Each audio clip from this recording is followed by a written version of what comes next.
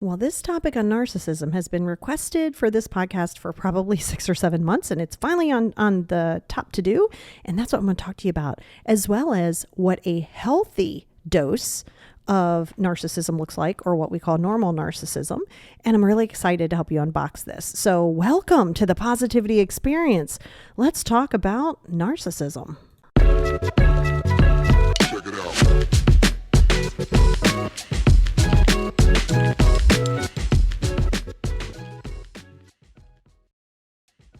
Buddy, and welcome back to the Positivity Experience. It's your girl Lori, and I'm so excited that you are here today.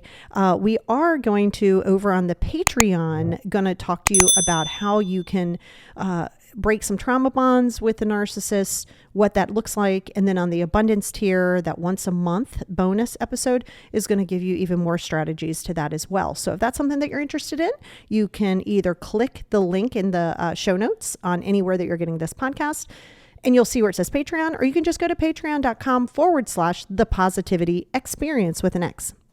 And I'm so excited to talk to you about this topic because, oh my God, I was such, I don't even want to say a victim of, I was victimized by like my dad's narcissism, by my siblings' narcissism, by a lot of narcissism. And boy, it does a number on you. And I think so many of you can relate to this, which is why it's been a topic. And then you say, well, gosh, I've created, this trauma bond was created and I feel like I can't get out of it. But it's really, you got to be really careful because, I lived that for a long time. I talk about it a little bit in this upcoming book. And it's tough, right? Because it's all about breaking you down if you're not already broken down, right? Because a narcissist themselves are not going to find somebody who's got confidence. It's just not going to work. It's not going to be a thing. So you say, well, how can I not attract narcissists? It's always going to come back to you. And with every topic that I cover, it's always going to come back to you. This is not victim blaming. This is about empowerment and how you cannot and don't want to continue down this path. And I want to share a little bit of like what I mean with my experience of it. And, so my father, my grandmother came over illegally on the boat from Croatia, and she's Croatian and Russian. And my dad was born in 22. Yes, many, many years ago. So she came over on the boat right around 1921. And, my dad had a lot of his own issues. We know that. We know he had pedophilia. We know he had schizophrenia. We know he had anxiety, alcoholism, so many things, right? But on top of that, he was pretty much a bona fide narcissist. And remember, narcissists are not nearly as confident as they think they are, which is why they're not going to find somebody who would ever challenge that. And I don't mean physically go up and challenge them, but something where they feel as though, because like if, when you have a strong boundary, when you're using no statements, when you're doing all of that, they can't get through that boundary and through that barrier. So a lot of times, we know that those happen in relationships, of course, but a lot of times growing up, you're going to may have experienced that with a parent or somebody who is a authority figure. And with my father, because he obviously, had a lot of other things that he wasn't dealing with. And he was real quick to tell you that you aren't going to amount to anything, that you're crazy, something's wrong with you. And that, you're pretty lucky that he's dealing with you because nobody else is going to understand you, all of those things. Now, you might have heard that also in full-on relationships, but I'm talking about how I grew up. And when you throw in the alcoholism with dad, and even when he wasn't drinking, which wasn't often, but when he wasn't drinking, the craziest thing is like, you never knew. It's the eggshell walking. I am a egg squasher. Like I'm not walking on eggshells for anybody these days. And you got to be careful because it can throw you into hyper independence. Luckily, I'm not in hyper independence. I'm very confident and very strong, but I'm not hyper independence. If I need help, I'm going to ask you. I'm not going to feel weak for asking. If I want to be the least educated person in the room on many topics, unless I'm hired to come there to do it. I want to know the least because I want to keep learning, right? That's because when you're in narcissism, you swear you like it's all about superiority. Everybody's inferior to you. You do something, I don't know, you make some accolade, It's different than being proud of your accolades. And we're going to talk about that in healthy narcissism later on in this podcast. But I'm talking about like, look at me. Do you see? Did you see what I did? See, got my doctorate degree. Yeah, be proud of your doctorate degree, but don't sit there and look down upon everybody else because you're like, I'm so superior. You're not superior to anybody, period. You're not. So the moment, and this doesn't mean, and I want you to be very clear in this. I feel like I need to say this from the jump. There's going to be things we talk about that you're like, oh my God, that's me. Yeah. Well, here's the thing. I've had people literally, my clients say to me, oh my God, am I a narcissist? The fact that you're even questioning it, I can't tell you no, but I think to some level, all humans are going to have some level of what we're talking about. It's when it's on that hyper side of like, hurting somebody at the cost of your own benefit. And what I mean by that is, I don't care who I step on, I'm going to get to the top. I don't care who I screw, I'm getting to the top. I don't care what you do. I don't care about your feelings. I don't care about any of that. This is what I'm doing. And if you can't help me there, now this is different than setting a boundary and saying, hey, if this doesn't serve my best and highest good, I got to distance from it. That's fine. And guess what? You are going to hurt people. That doesn't mean that you're intentionally setting out to go, I'm going to hit below the belt. And I remember, when you expose your belly, right? When you expose your insecurities and your fears, and you do so with a narcissist, they will use that definitely against you because it's your weak point, right? In your mind, it's your weak point. And so, it's that weird sort of push-pull. And living with that from a childhood perspective, you never knew what to get, like what you would get. And you learned very quickly, if I just make you happy or let me just not rock the boat, then it's not as stressful for you. Problem with that is it creates people pleasing. And for years in my, let's say mid to late teens, early 20s, I was in that people pleasing mode where if I pleased you, then I knew I would either get like a hug or get a congratulations or get some money or whatever the case may be, as long as I didn't rock the boat. Okay. That is not the way to live. That's created into a trauma bond. And we're going to talk more about that too. So I even had to make some notes because I have 4.5 pages to talk to you about, because I was like, these are things that I see within my own clients, things that I've experienced in my own life. And I wanted to really share it with you. And yes, a lot of all of this is backed by like science, right? But I want you to understand. So let's go through some signs of what you can find in a narcissist. So number one is sense of self-importance. And I don't mean like, first of all, you are important. Every human being listening to this is important. When I say a sense of self-importance, well, let's tie that in with entitlement. I'm in a hurry. Can you hurry up? This person, oh my God, they better hire better people. Like everybody is supposed to bow down to these people, right? It's me, I'm important. I'm running late. So the world must do everything I need them to do. This is what I would do. Do they not understand that this is what I need? Okay. This is where you see like that Karenicity of it, right?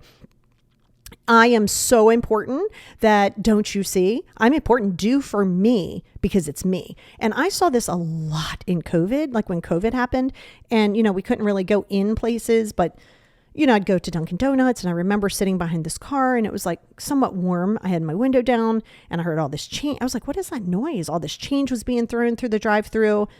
And this is how entitled this is. I'm not saying this person was a narcissist. I'm telling you, these are signs.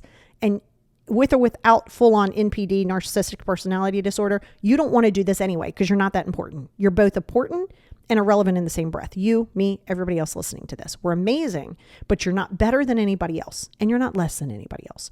And, I heard all this noise. So when I got up, I've been going to that same Dunkin' for years. I'm like, hey, what was that about? And you could see she was kind of flustered and she goes, I undercharged her for something. So when she got to the window, I was explaining to her that I had to give her the right price and it was only a few cents more. And she was really upset with me. And she was saying how stupid I was and and she threw change at me. Okay. The moment that you think, or this person or the narcissistic person thinks that they are that important that everybody else has to be on their time, we know what we're starting to deal with here. Okay. But you got to have like 5 or more of these. So don't be like, well, sometimes I'm in a hurry, and listen, that's normal life. But you never want to be mean to someone and feel so self-important that you're going to be so impatient and you're going to judge people. Okay. So that's one. Number 2, the power, success, and beauty, right? But let's say power and success more, right? You got to look your best. Well, that's fine. That's fine to feel good about yourself. That's okay. If you're on power and success, if you are so focused on power and success, I got to have the power, I got to have the success, got to have the power, I got to have the success. This is a problem because you are identifying yourself through the validation of external factors. But we all have goals. I'm not asking you not to have goals and be like, well, I don't have any goals. That's not what I mean. But if you're solely focused on power and success and even beauty to a level that you're willing to harm others and you don't care who you hurt to get there, this is a problem. Okay. And very often if something jeopardizes that, that's not good. That's going to send them on one hell of a spiral. Okay. So that's number 2. Oh, and then I said, well, it's really number 3 because I tied entitlement in with self-importance because it is true. Okay. Now here's another thing. They'll only surround themselves with special or high-powered people. Okay. Oh, now listen, not to be confused with people who are doing something that shows you empowerment on your own goals. So yes, you still want to surround yourself with people who are positive, people who have goals, people who have strategies. Yes. I'm talking about people who are like, I'm sorry, you have, wait, how much money do you have in the bank? Okay. Oh, wait, what's your education? Oh my God, I can't hang out with you. Like this sense of like, I can only hang with a certain level of people. So this is not like, that's that arrogance that comes with it. And arrogance is not the same as confidence. Arrogance is, I'm so superior, right? Confidence is, I'm really good at what I do, but I'm not better or less than anybody else. And I don't have to wear it on my sleeve about how amazing I am, right? But you'll find that it's very much like, hey, I'm only going to hang out with a certain level amount of people. And it's got to be people who I feel have purpose, based on purpose of how can they benefit me, not purpose on like, hey, they are in their own, purpose. No empathy. Now listen, when you have boundaries, this is the positive. When you have boundaries, some people are going to tell you have no empathy because that's a manipulation tactic to get you to lower your boundaries so they can continue to benefit from you not having boundaries. Not what I'm talking about. I'm talking about pure on no empathy. I'm going to get the success. I'm going to get the power. And if I screw you in the long run, I don't care. I do not care. I'm going to step on you. I'm going to use you for what I can get out of you. And then I'm going to keep it moving. That's what I'm talking about. Okay? No. Because again, they're on this power trip. They're on this ego trip, right? So we know that. All right. Now, big one. They must admire me. This is why you'll see things. What was I watching? It was something, and they were talking about the housewives, which I'm friends with some of the housewives, on the TV shows, and they're great. Some of them have a little bit of narcissism, but I think in some ways there's a level of reality TV that is going to carry a certain level of narcissism because you have to be admired, right? You want the attention, right? It's the people who go, how I always tell you guys, there's power in privacy. Be amazing. Celebrate the hell out of your successes. And I mean, celebrate them. They are yours. Don't get so backwards humbled that you're like, oh, I don't want to talk about it. No, you celebrate it. But you don't need to tell everybody everything. Be willing, like I do some rescue work with animals, and I'll do some contributions financially, and I don't always talk about them because I don't need accolades to be like, oh my God, you're so awesome. Like I don't need that. But when you're dealing with a narcissist, they need that. Now, this can go also into insecurities, right? Just because you have insecurity doesn't mean that you're a full-blown narcissist. Your insecurities of like, oh, but look, I did a good job. Like, but you didn't say anything. That's your insecurity. That's totally different than what I'm talking about. Okay. Because you need the validation in your mind to know that you're valid and all of these things going on. That's totally different. We're like, oh my God, you're amazing. It's kind of like if you see somebody do a favor for you. And again, this does not make them a full-blown narcissist, but I'm saying if somebody does something kind, you've heard me talk about this a million times. If somebody is doing something kind, do so with zero expectations. If I'm doing something nice to you, I don't expect you to turn around and do something nice for me. If I buy you a birthday gift and you don't buy me a birthday gift or even acknowledge it, I don't care. I'm okay. I'm not doing this to be like, well, what about me? You better admire me. Right? And again, not to be confused with insecurities, lack of self-esteem, but we're going to talk about that because lack of self-esteem, lack of self-worth is the magnet for the narcissist. Again, not blaming you, but you need to have the awareness, which is why you'll always hear me talk about it here on any of my content, is about self-love. That's why all of my content is pretty much not based in other relationships. While they are very, very important, none of those are going to matter unless we have you at a solid foundation. So that's why all my stuff is really geared like towards you. Okay. And, and here's the thing. They need other people to envy them, or they will be envious of other people. And because they're envious of other people, now they're going to slander other people. They're going to try to tear people down because they need to have other people inferior to them. They need to be superior. So if a narcissist is looking at somebody and they can't celebrate them because they feel like, oh, well, there's not enough to go around, or it's got to be just me. And why has everybody else got success? It's supposed to be about me. This is where it becomes problematic. Right? So typically they like to say, okay, we have like about 5 of these. Okay, now we want to really look into it. And, people have said, well, is narcissism narcissism? I said that right. Yeah. Okay. Genetic, not necessarily. It's mostly environmental. Okay. Now here's the funny part about that. You think, well, yeah, I'm dealing with a narcissist growing up. I was neglected. It was all about them. Yeah. That's not the only way a narcissist, can be made, right? Because typically a narcissist raising a child is not going to create another narcissist. Typically. Not saying none of this is 100% on each side, right? But it's going to create more of like that people pleaser, that trauma bond that I need. Okay. However, if in fact you are praising your children, and I mean full on put them on a pedestal, little Johnny better have a starting position. He can do whatever he wants because he deserves it. Okay. Oh my God, you can create such a raging narcissist behind this. Because now you're telling them it's different to say, hey, don't settle for anything less. Totally different than you're entitled. You're not entitled to anything. Stop it with the entitlement with these children or anybody around you. They're not entitled to anything. They're not entitled to be a starter. They're not entitled to make the lacrosse team. No, they are not entitled of that. And doing that can create this high level of self-inflation of an ego. And that can create a really hard to deal with narcissist because they believe if I want this, it's mine. Oh, I deserve this. Oh, I deserve that too. You better bow down to me. Oh gosh, it can create such a problem. Okay. So that's what I'm saying. It doesn't just have to be, oh, well, you were a victim of a narcissist. Yeah. But also if you're overpraised and things like that, that can absolutely create that. And, I think that's the biggest thing. It's like, yes, if you have certain personality traits, you can see that a lot with borderline personality. Borderline personality disorder, not everybody who has that is going to be a narcissist, but often, not always, narcissists can carry that trait.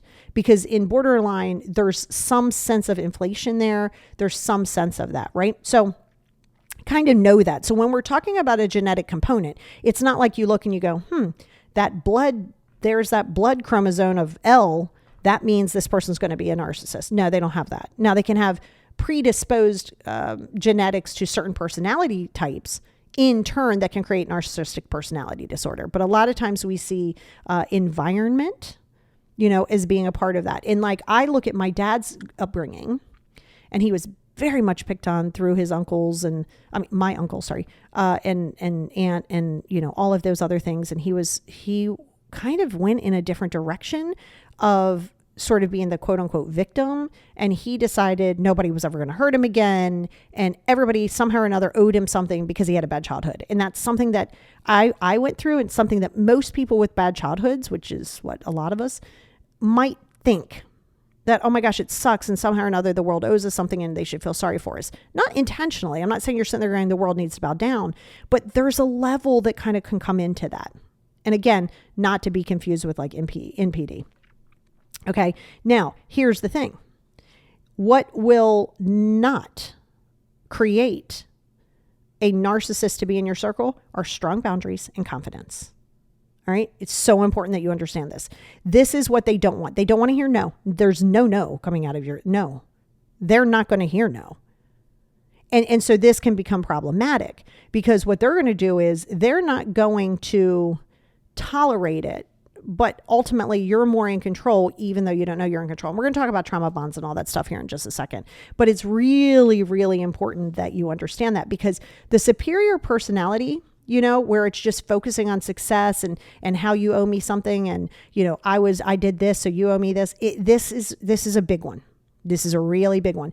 And what you don't want to do is you don't want to necessarily confront them, right? You don't confront them and go, it's not all about you. This creates problems. This doesn't mean you roll over and play dead, so to speak, but you do not start with the whole, like, well, this isn't about you. What is the confrontation? No, right? Because it's so important, because the moment you start that can escalate pretty quickly, and it can go into even physicality. It can get physical, definitely emotional, but it can definitely get physical beyond that. And so you have to be really, really careful with that. Now, here's the thing too. We know that narcissism affects more males than females. You're asking me why? I don't know the answer to that. I mean, I do. There's a lot of different things when it comes to different components, different expectations that sometimes people have, or different accolades that people put upon certain born male genetics. This doesn't mean, and I need to be clear on that female narcissists are not common. They most certainly are. So let's not make it always about the guys. Guys are always not. No. We're not going to do that. Yeah, it's more diagnosed through that, but no. Now, here's the thing. When they don't get special treatment, right? When they don't get special treatment, or their expectations aren't being met, and all of these things, they can get impatient and angry, right? There's impatience and anger. Now, anger comes from fear, frustration, and hurt. Anger is a describer word. The impatience, the frustration, they don't feel like they should have to wait. They want it done immediately. They're not very good with waiting, right? If it doesn't go accordingly, you can see the impatience and the anger. My father was notorious for this, to the point to where it was, oh my gosh, it was like, well, at the time it was embarrassing. Like, I just wouldn't have sat through it now. I mean, I'm an adult. I would just walk away. But, as a child, we would go to a restaurant. If the server took too long, if they didn't bring the bread or something like that, he would berate them. Oh, what the hell's taking so long? Oh my God, how could you do this? You see, I'm almost out of the salt. Bring me this. Super entitled, super angry, and super impatient. Right? And it was something where we knew it in the house. But I remember one time, it was kind of funny. My ex-husband and I, we were in the car together, and we were in Jersey, and my dad stopped at a gas station. And this is as he got older. I'm in my 20s. I think Bugsy was maybe not even a year old yet. And so me, him, and my ex-husband were in the car, and he stops at the gas station to have somebody check his oil, right? Older car. So he's lifting up the hood, right? And he asks him to check his oil. Well, the guy's like going a little slow because he's like trying to help somebody else. My dad starts banging on the top of the car, like on the hood of the car, like on the roof of the car. And he's like, hey, get to my oil, check my oil, like literally coming off that way. And I'm like, oh my God, I just want to get out of this car. And the guy, it was really funny. The guy looked at him, and he removed the little lever that holds up the hood, and he slammed it down. He was like, it's checked. He's like, you didn't check my oil. He said, and you're not going to talk to me that way. And he walked off. My dad had nothing to say. And I was like, well, it's good enough for you, bro. Like, at that point I could have a conversation with him. He's like, well, he didn't even check my oil. I said, yeah, because you can't just talk to people any way you choose. But he was taking too long, and you don't deserve to just sit there and think that everybody has to bow down to you, because I got to the point where I could have that conversation with him. I don't recommend you doing that, because it's not always going to work in your favor. This is something that I learned. For me, it was how I had to handle him, because sometimes you're going to have to know who you're handling. I had a lot of support with my therapist, with my psychiatrist. I had a lot of support with it. And I also didn't have to live with him. He was going home later that day. He didn't have to stay at my house. So it's not like I felt like I was in danger. And plus, it's just, I was older and stuff like that. So just keep in mind, you're going to see this. And sometimes it can make you feel almost like, oh God, like what's going to happen? Now, my dad was very physical to me in almost every way. So I knew if I didn't perform correctly or do what was needed from me, I was going to get it. And I don't just mean a little bit. I was going to get it. I mean, I was decked one time, like my dad used to be a boxer in the military, in the army. And oh man, one time he laid me out at like 15. And it's like, so you just have to understand you don't want to necessarily aggravate the beast. So obviously disconnecting as best as you can is going to be definitely where to go. Now, there's also easily feeling slighted. You ever meet those people and they get defensive about everything? Well, what do you mean by that? Well, what are you doing? And again, that also comes with insecurity. So just because you get defensive doesn't mean you're a narcissist. But if somebody feels attacked, a narcissist is going to feel attacked if things aren't going accordingly, if things aren't going as planned. They're going to feel attacked. In turn, every little thing is going to make them feel slighted about something. Don't engage in it. You do not sit there and try to negotiate it. You do not talk about it. None of those things. Now, here's the thing. They also have a difficulty managing their behaviors. Okay? And this is important. They're going to have a difficult time managing their behaviors and their actions. So they don't really know how to deal with emotion very well, right? And when they don't know how to deal with emotion very well, it's how they're going to respond. And they don't respond very well because they don't have emotional regulation. And the lack of emotional regulation becomes problematic. Okay, and it can become dangerous, it can elevate. And this is why, in general, with or without narcissism, you want to work on your emotional regulation. Because the moment they feel out of control, they don't care necessarily who they're going to hurt, especially verbally. Oh, they're going to cut you down to the quick. They're going to know what's insecure for you, and they're going to really, really, really lean in that. Now, they're also not going to love change too much. And if something looks as though they're going to fail at something, they're not going to do it. They would rather not do it than fail. They have a perfectionism complex. And again, just because you have perfectionism doesn't mean you're a narcissist, but it's important that you understand that. They don't want to be seen as weak. They don't want to be seen as less than. They don't want to fall short. They don't want to be judged. They don't want to look like they don't know what they're doing. And it can cause a lot of problems. In relationships, it becomes even more problematic, right? Because they're going to manipulate and they're going to do things to break you down and manipulate you, because what happens is now we go into the trauma bond. We're going to talk about that in a minute, but we're going to talk about kind of how those trauma bonds kind of form, what that actually looks like, what love bombing is going to look like, all of those things. So it's super important that you know that, because remember, the key for any narcissist is control, period. If we're going to roll that down to things, the key for a narcissist is always going to be control. They want to be in control. Period. And they're willing to do so by playing on your emotions. So this is why, or on your insecurities. This is why when you have no contact, when you have your confidence, when you have boundaries, when you use no statements, they don't know how to react to that. So after a while, I'm not saying after a while they just give up, not necessarily saying that, but that's why your consistency has to be a key, right? Because the funny thing is, people who knew my dad would be like, oh my God, he's great. And my dad wasn't all bad, right? But like, oh my God, he's amazing. He was just great to so many people. And then you're like, what? You hear people talking about how amazing and kind they are. And you're like, are we talking about the same person? Because it also separates you. So now when you start talking not poorly, you're talking the truth at times. It comes off as like, well, what's wrong with them? Now everybody's looking at you like you're crazy, right? They're looking at you like you're crazy. What is wrong with that person? Now you look like you're the insane one because everybody else thinks that this person is hella kind, right? So this is why the disconnecting, the disengaging, these things are so damn important, and not falling in love with an idea of like, but they're going to change. And that goes into trauma bonding. We're going to talk about that in a minute. And it's problem, right? And it's easy to fall victim to a narcissist when you are not secure with yourself. It's very, very easy. So I'm telling you that because I don't want you to start beating yourself up and saying, what's wrong with me? I'm blaming myself. How stupid am I? Why couldn't I see that? Well, you can't, you're pulling some distance away from it now. So of course you can see it clearer, but when you're in it, you can't always see it. So you got to be gentle and kind with yourself, right? Because they will be cruel. Oh, they will get you with the cruelty things. And you're like, who talks to people? Yeah, well, they do. The more cruel it is, the more power they feel, which is why when you get emotional, they don't care. Like, you're not going to negotiate with them. Don't you see you hurt me? They don't care. It doesn't do anything for them. Right?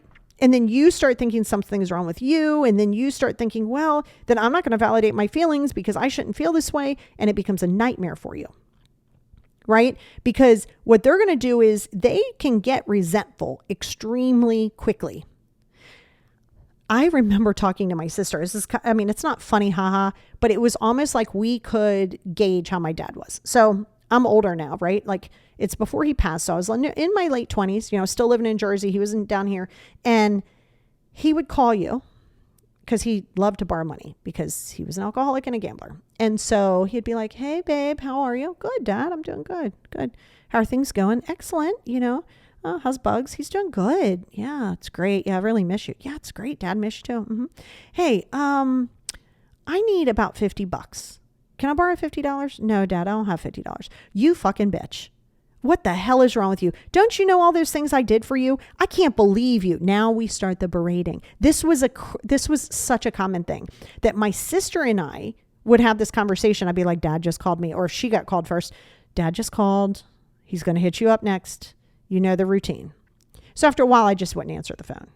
But it was almost ironic because you could hear it and it was kind and it was loving and it was, I can't wait to see you. And the moment you said no, you were the biggest bitch and you were going to get berated. I just hung up the phone. Like after a while, I didn't even engage in it. And then he would just stop because, you're not going to get that far with me. It worked for many years, right? So of course, he's going to try all of the tools that he once had, all of the tricks of the trade. And you may see this. You may see those people who are so kind to you when things are going well. And the moment you tell them no, they spin on a dime and they are going to tell you what a piece of shit you are or try to make you feel like one. And so you have to remember, they're going to get very cruel. They're going to get very specific. They're going to blame you for a relationship failure. This is your fault. You wouldn't get help. This is your fault. You're failing. This is all you, babe. This is all you. Or you know what? They want you to feel as though if you don't have them, you have nothing. You will fall. You will never be anything because you don't have them. So now they're going to try to manipulate it. The moment you start to get some self-confidence, they're not going to like it. Okay. And then they're going to pull out that sneaky part. I promise I'll change. I promise I'll do better. And because if you're in that trauma bond, this is that breadcrumbing. They start breadcrumbing you. They can kind of maintain that for a little bit. Now you start going, well, this is kind of nice. Okay. Right. This is all part of the trick. This is all part of it, babe.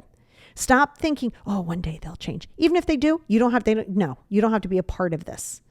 Cut your losses, feel your feelings. And we're going to talk about the withdrawal of a trauma bond because it's very much like withdrawing from alcohol or drugs. Like it's a full-on thing. It's a real thing, but guess what? You can absolutely do it. But you're going to have to be willing to be uncomfortable and take these chances because you 1000% deserve that. What you don't deserve is to be treated like shit. It's not what you deserve. And they will slander you. They will make everybody in their mind, they will try to make everybody despise you. They will try to hate you. They will try to make everybody make you, and when you don't feed it, don't try to sit there and salvage it because then they're going to make it because again, they've already prepped this. They've already made everybody think they're amazing. The moment you start trying to defend yourself, you just look more crazy in their mind. In their eyes, they're like, she's just crazy. Let them believe what they want. Because now you're getting the confidence, how people feel about you and how they think about you doesn't affect you. So again, this all comes back into power of you. Now, what you do not say, like I said, is it's not all about you or you're not listening. They don't care. Stop trying to make sense to this. Stop trying to make them see your side of it. It's just not going to happen that way. And then when you do that, it just creates more issues or like, well, it's your fault too. We are not going to do that. It's best to cut your ties as fast as you can. Because what you do say, right? Things that you can say is, well, I can't control how you feel about me. Right? Really listen to that. I can't control how you feel about me. Yeah, but this is how I feel. I hear you. I can't control that.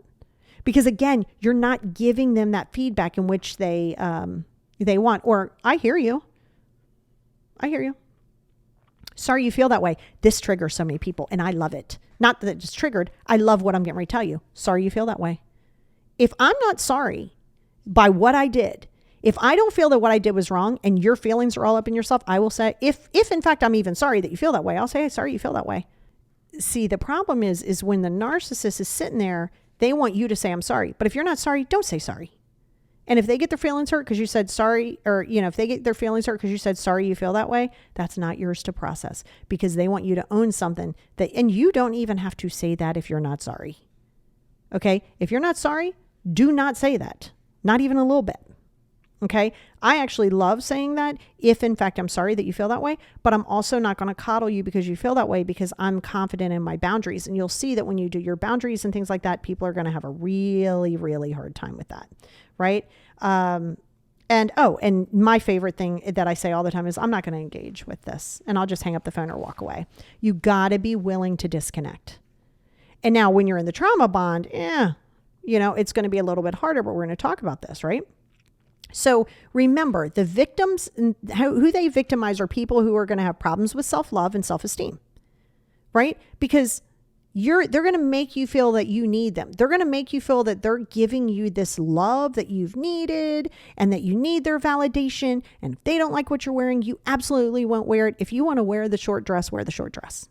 And then say, this might not be the one for me.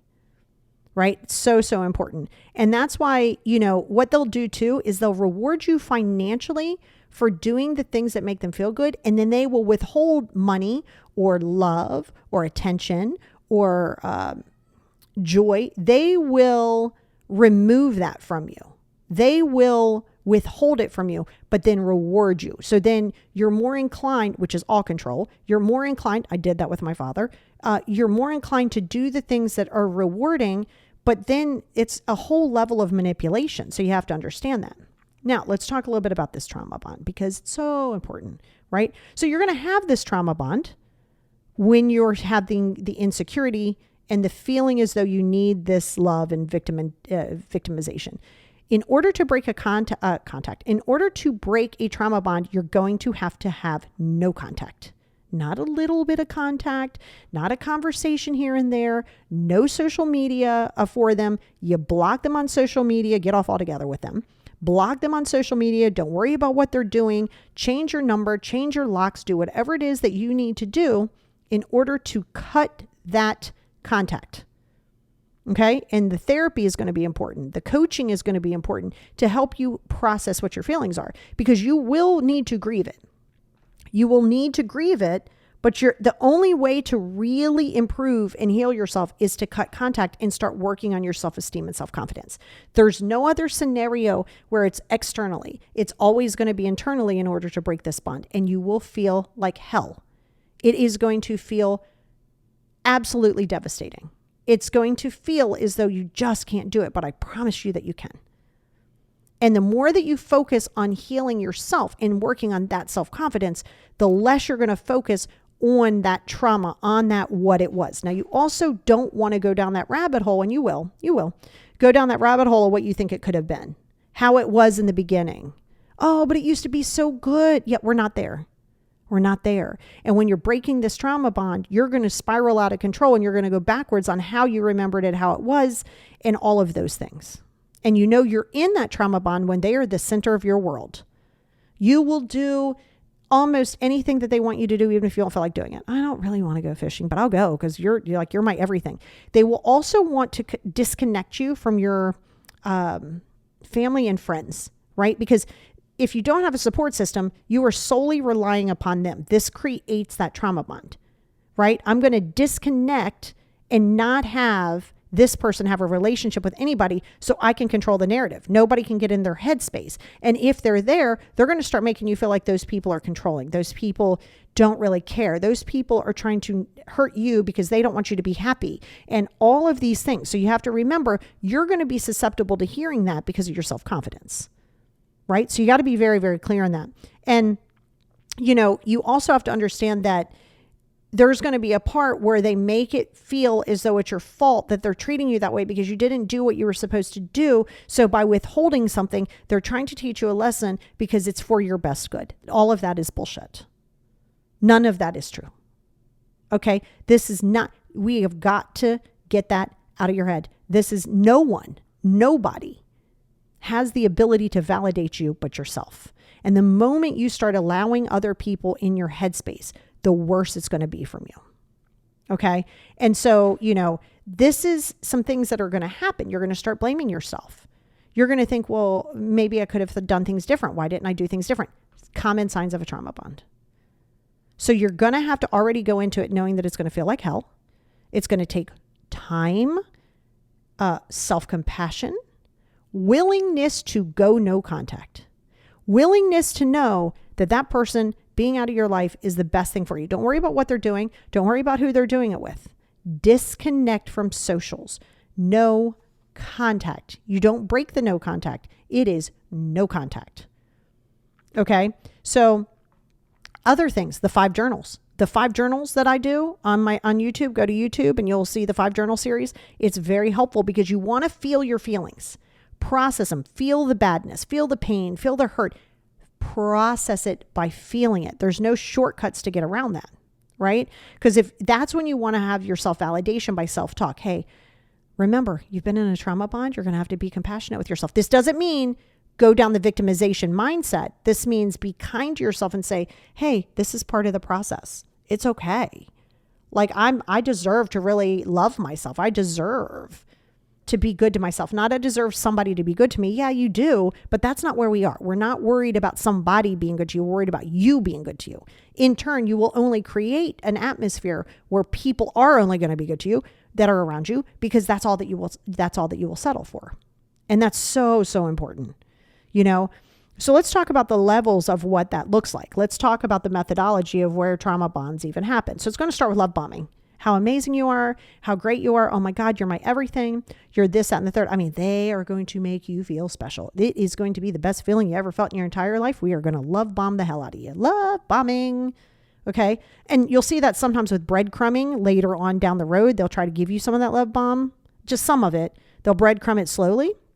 Okay. Then what that does is it's going to gain trust. They're going to try to get you to trust them. They're going to try to open up. They're going to try to get you to open up. They're going to try to get you to expose yourself so you can trust them. They're going to come across as though you can trust them because they love you and you're the best thing that's ever happened to them. And oh my God, we've been together 3 weeks and all I can think about is marrying you already. No, that's a red flag.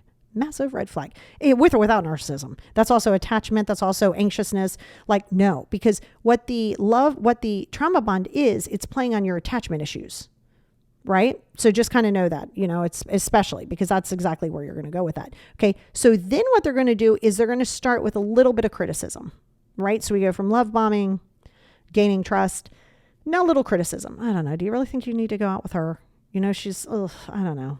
Yeah, sometimes you don't make the best decisions, right? So now we start with minor criticism. It's going to elevate, right? But the minor criticism, but you trust the person, so you think that they're helping you out. So now you're letting them sort of get into the mind and start to play your mind games. Okay, this is kind of what's happening. Then we're going to do the gaslighting. No, that never happened. What do you mean it never happened? Like no, it never happened. That's not at all how it went down. Well, what?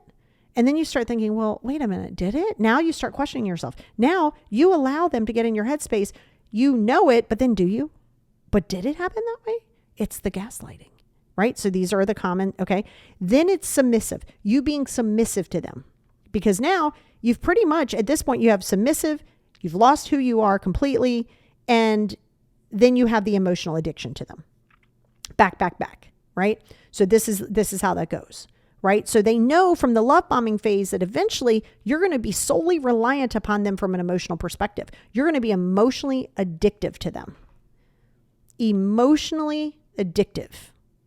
But they're also going to have you lose yourself along the way. Well, you know, because you kind of already have lost yourself. You don't really have yourself or you wouldn't be with them in the first place. Do not judge yourself for this. This just means that we have to unbox some things so you can have that self-confidence that you deserve and that you love about yourself and all of those things. And they want you to submit to them because they're going to breadcrumb you enough. Like I said earlier, they're going to give you rewards. They're going to take you places. They're going to tell you how much they love you. But if you don't do what they say, well, now we're going to withhold that. And you don't like that because you're like, oh my God, like, what did I do? I did something wrong. You didn't do anything wrong. Okay. Now, as you are breaking this trauma bond, you're going to have flashbacks. You're going to have flashbacks of the good times. You're going to have flashbacks of the bad times, but sometimes you're only going to focus on the good times. You're going to have flashbacks behind that. Okay. Then what you're going to do is you're going to crave that person.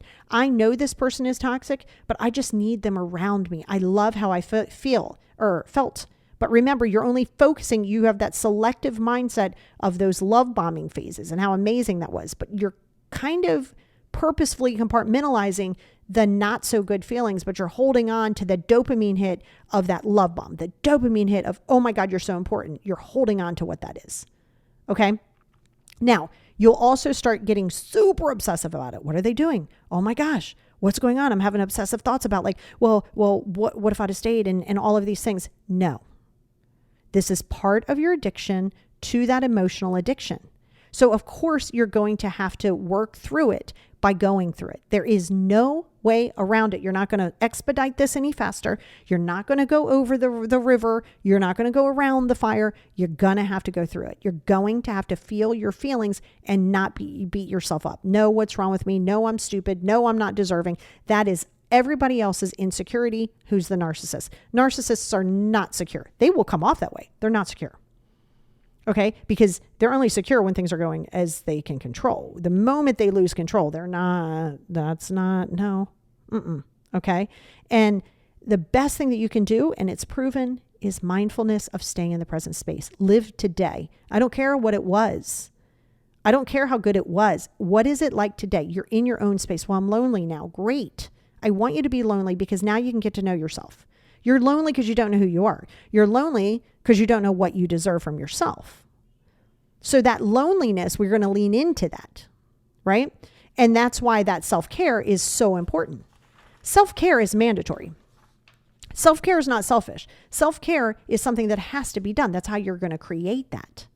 Now, I told you we were going to talk about primary narcissism, healthy narcissism, normal narcissism, however you want to do it. It's a Sigmund Freud thing. And yeah, Dr. Bethany Juby did a lot of medical review on this because this is the healthy narcissism, because yes, it does exist. And I'm so happy to tell you that I'm here. But I'm so happy to tell you it did not happen overnight. And I have to maintain my practice daily if I want to stay here. Okay. If I want to stay in this space, I got to show up for myself, even if I don't feel like it. I got to have that self-confidence to do it and that self-esteem to do it. And more or less than anything else, the self-discipline. So I want to talk to you about that. Healthy narcissism, priority of self. Now, this isn't self-importance. This isn't I'm better than you. This is I am prioritizing my mental health. People are not going to like it. They are going to accuse you of being selfish. They're going to accuse you of not caring. They're going to accuse you because, again, there's a lot of people, not just the narcissists are going to do this, people in general, because you're changing. When you prioritize yourself, you're saying, I deserve to be my own priority. Beautiful. Super, super healthy. No need for praise and attention. Everybody doesn't need to go, great job. Oh my God, it's amazing. Now listen, I'll share things. Like if people give me some feedback on how I've helped them or my content has helped them, I'm absolutely going to share it just so you can see, hey, there's always light at the end of the tunnel. You don't have to have my accolades, right? But I can do things, and people who are in healthy narcissism can do it without praise, without adoration. You do it because you just know that it's good. You're forming your emotional intelligence. Right? When you have emotional intelligence, you're not operating from your emotions. You're not operating from a place of, insecurity. You're learning that things aren't really all about you and that, how to respond to them. It's going to come with saying, hey, I got to be humble enough to know I need help here. And so you want to work on that emotional intelligence. It's going to create that healthy level of narcissism. Learning, always be in a learning mode. Never think that you have all of the answers. Wrong. Now you might really start to master something, but then you want to keep educating yourself. That's why people who are successful, people who have healthy minds, they are always learning. They understand that the knowledge that they have is just enough, and then they keep going more and more and more, right? Positive self-image, knowing that, hey, it's great to enhance yourself. Do a little this, do a little that. That's great. But having a positive self-image as to who you are, understanding you're flawed, understanding that you're going to make mistakes, understanding that those things are all going to happen. But that's such a beautiful, beautiful thing, because when you have a positive self-image, you're not looking at perfection, you're looking at progress, and you're appreciating that journey. The self-confidence will come from doing, and that's a part of it. Self-confidence is not arrogance. Self-confidence is, I'm really good at this. That doesn't mean I'm better than you. That doesn't mean I'm less than you, but I'm really good at this. And self-confidence comes from doing the things that you don't want to do and the things that you're afraid that you're going to fall and fail in doing. You're going to want to do those things over and over again in order to gain that self-confidence. Healthy doses of self-importance. You are important for yourself. You don't have to be everybody's priority, but you do have to be your own. So you have to understand that you are important. Your mental health is important. There's a healthy dose of self-importance there. Not, I deserve to be in the front of the line. Not, I don't have to pay to get in. No, but I deserve to be there. I deserve to be there. I don't deserve the extra special care, but I deserve to show up, right? So that's a healthy dose of that self-importance, because you're not putting anybody out. You're not hurting anybody else. Your boundaries are the key. Boundaries, people are not always going to like them. They are going to accuse you of being the biggest narcissist on the planet. It is healthy narcissism because you are protecting your peace. Your boundaries are a gift to yourself and nothing else. Assertive communication. That's right. Tell me how you feel. I'm not going to be passive. You'll never have to say to me, I wonder what you were thinking, Lori. You'll know. I'm not saying it to be mean. I'm not saying it to be nasty. I'm going to want the same thing in return. I want to be assertive in communication. That is healthy communicative skills. And it's also that healthy, normal, primal spot of narcissism, right? And then, pride in your accomplishments, celebrating your accomplishments. You don't need anybody else to do it, but you know that what you did good. You sit with it. You celebrate it. I know you still got things to do. I know you still got goals. I know, but you got here. You got to celebrate where you are. You got to do that. And then, of course, the self-accountability, where you're not blaming everybody else, self-accountability and self-acceptance, right? Because your self-accountability, very often you want to be accountable, but then you're expecting the other person to be accountable. And that's great if you need them. If you say that you want them, not need them, want them in your life and you need that, then great. But you don't need that for yourself to heal. All right. So I want you to understand as we go, we went really long today, but I feel like I kind of knew we would. And we're going to continue more of that healing over there on the Patreon right now. But it's imperative that you do practice that, because it's when you're not in a good headspace and you don't feel good about yourself, it's easy for you to fall into a situation that feels good, because sometimes you've never had it, or sometimes if you had it, it was so long ago and it feels good. Dopamine feels great, guys. Yeah, it's a great feeling. Absolutely. So don't beat yourself up on how you got here, but be aware of it. And you want to use no. Not going to do that. No. That's the big thing, is that so many people don't want to use those no statements, right? Because you're afraid of hurting people. No, you can't. No, I won't, are two really good ones. No, you can't do that. No, I won't do that. See, but remember, I understand sometimes it can be a dangerous situation, which is why you want to work on getting out of the situation, and you don't have to do this on your own. There's so many avenues that can help you. Reach out to me, reach out to somebody. I got you. But don't think that you are less than, and don't think something's wrong with you because you have been in a trauma bond. It's a real thing. And you know how you get on the other side of that? You have all the power to do that. Do not give other human beings the power over you. And you do that by learning who you are. You do that by starting to have that self-love, by starting to work in those areas. It's going to come back to yourself. Most importantly, you got to be compassionate. Right? And let's say that you feel like, well, I'm not necessarily a narcissist, but I have some of those. Okay, that's going to come with some anxieties, some insecurities. And you're like, but I don't want to do that anymore. I don't like that ego anymore. Cool. Then let's work on it. Don't beat yourself up. You're here now. It served you in so many ways. So yeah, guys, that's the wrap on narcissism. If you want, we can go deeper, but it doesn't make sense to keep reinventing the wheel, right? Because we know what the secret is. The big hidden secret is you and your self-confidence and getting yourself. So it doesn't make sense to keep blaming the narcissist, keep blaming people and saying, yeah, they did this and yeah, they did that. We know that's not benefiting you. Acknowledge it, validate yourself, but let's heal from it. Let's not stay in that loop, because it's very, very dangerous and lonely place in that loop in your head. Okay. So you deserve to smile. You deserve to have that self-love. And you deserve to get that confidence, and you deserve to be okay with making people angry that you have boundaries now. Okay. And over a period of time, you'll start to distance people and you'll start to see it for what it is. Okay. But I love you guys, and you guys You can survive this, I promise. Check it out.